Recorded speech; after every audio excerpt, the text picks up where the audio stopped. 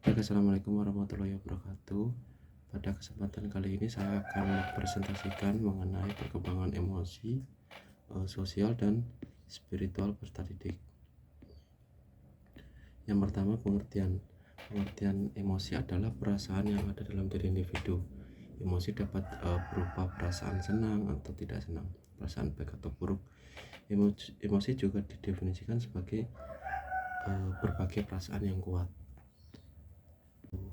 Ada juga pengertian emosi bahwa emosi merujuk pada suatu perasaan atau pikiran-pikiran khasnya, suatu keadaan biologis dan psikologis serangkaian kecenderungan untuk bertindak.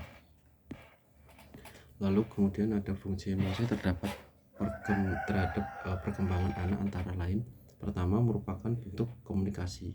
Emosi sebagai bentuk komunikasi menjadikan anak dapat menyatakan segala kebutuhan dan perasaannya terhadap orang lain. Yang kedua, emosi berperan dalam mempengaruhi kepribadian dan penyesuaian diri anak dengan lingkungan sosialnya.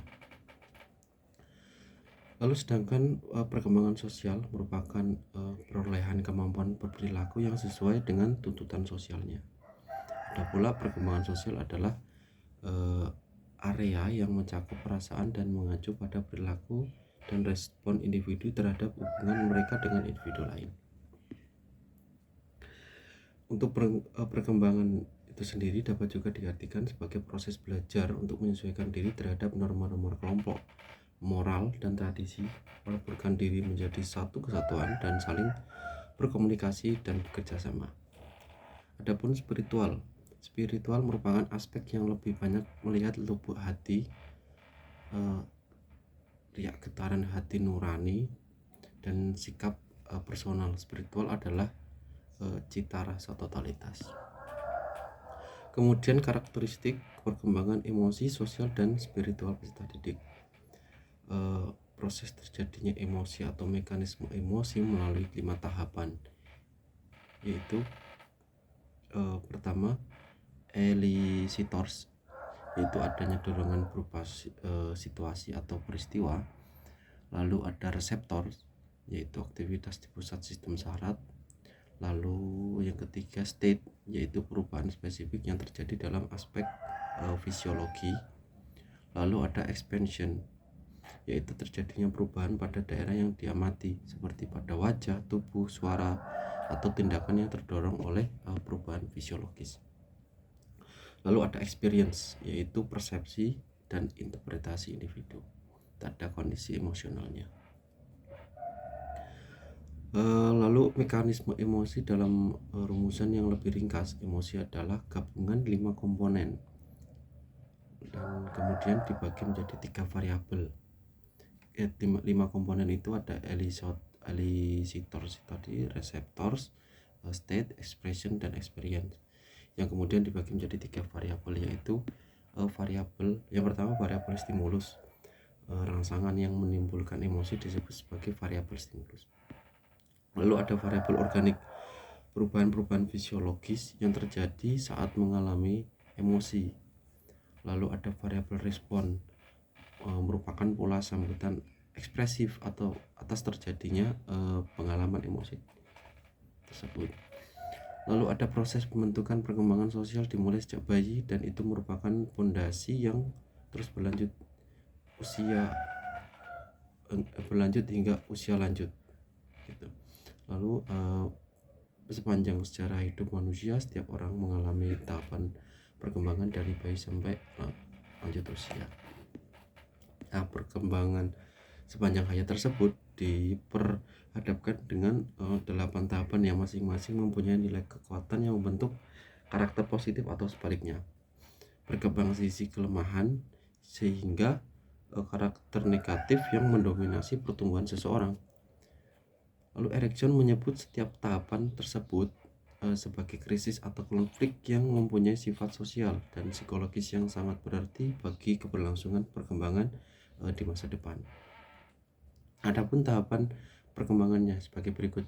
Yang pertama, trust versus mistrust, itu terjadi pada umur 0 sampai 1. Lalu ada autonomy versus shame, jadi di umur 2 sampai 3 tahun. lalu ada inisia, inisiatif versus guilt terjadi pada umur 6 sampai 11. Lalu ada industri versus inferiority umur 6 sampai 11 tahun. Lalu intimasi versus isolation umur 12 sampai 18 atau 19 tahun. Terus ada ego identity versus role on function umur 18 atau 19 tahun tersebut sampai dengan 31 tahun.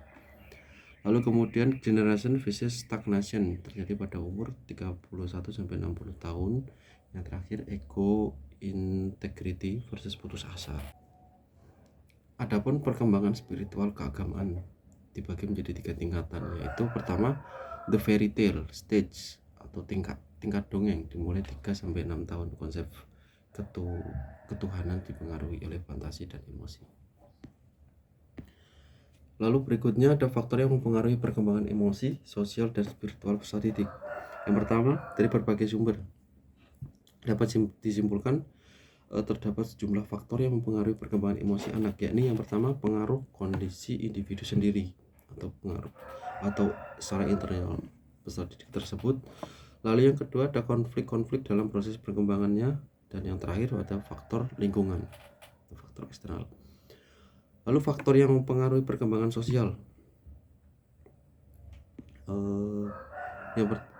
yang pertama faktor individu, dan yang kedua faktor lingkungan keluarga, terus tahapan-tahapan karakteristik emosi, sosial, dan spiritual terdidik, faktor dari luar rumah, dan juga yang keempat faktor pengaruh pengalaman sosial anak. Lalu ada faktor yang mempengaruhi perkembangan spiritualnya. Yang pertama lingkungan keluarga, sekolah, pergaulan masyarakat, faktor genetis atau pengaruh faktor bawaan, juga tingkat penalaran, yang terakhir faktor teknologi. Lalu kemudian implikasi perkembangan emosi, sosial, dan spiritual peserta didik. Menurut Goleman, terdapat cara-cara yang dapat digunakan untuk meningkatkan kecerdasan emosi, yakni belajar mengembangkan kesadaran diri sendiri, belajar mengambil keputusan secara pribadi, belajar mengelola perasaannya, belajar mengenali stresnya, belajar berempati, belajar berkomunikasi, dan seterusnya.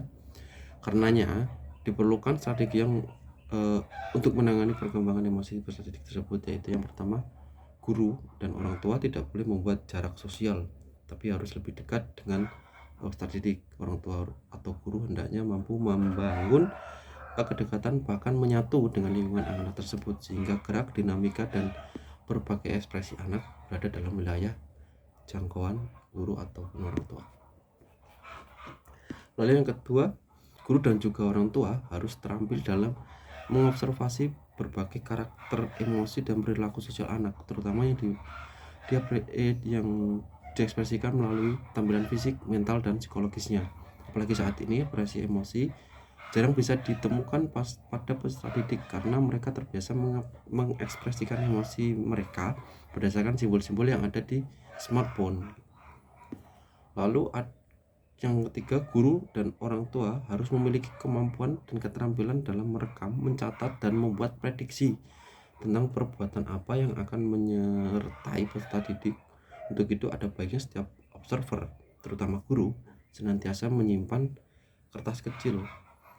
Sewaktu-waktu harus mencatat ekspresi emosi peserta didik tersebut. Nah, sekolah dituntut untuk membantu peserta didik dalam mengembangkan moral spiritual sehingga mereka dapat menjadi manusia yang beradab.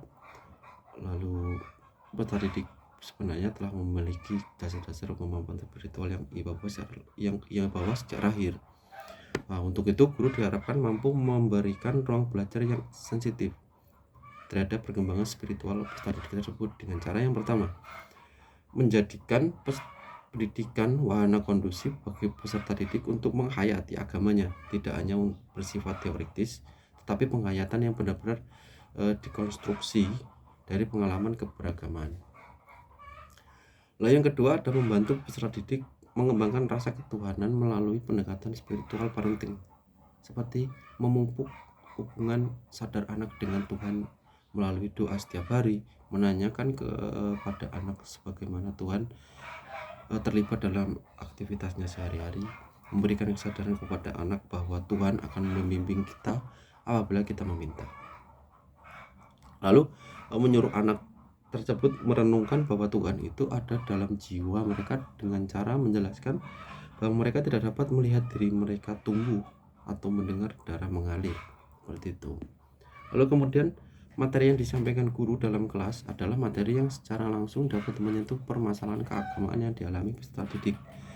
Nah, hal itu dapat diharapkan agar mereka mampu menjadikan agama sebagai satu-satunya sarana untuk mencari jawaban tentang permasalahan hidup yang mereka alami. Lalu kemudian yang terakhir, menanamkan nilai-nilai Islam yang terkait dengan masalah ibadah dilakukan dengan memaparkan hikmah yang terkandung dari sebuah pelaksanaan ibadah. Mungkin itu yang dapat saya presentasikan, kurang lebihnya mohon maaf. Terima kasih.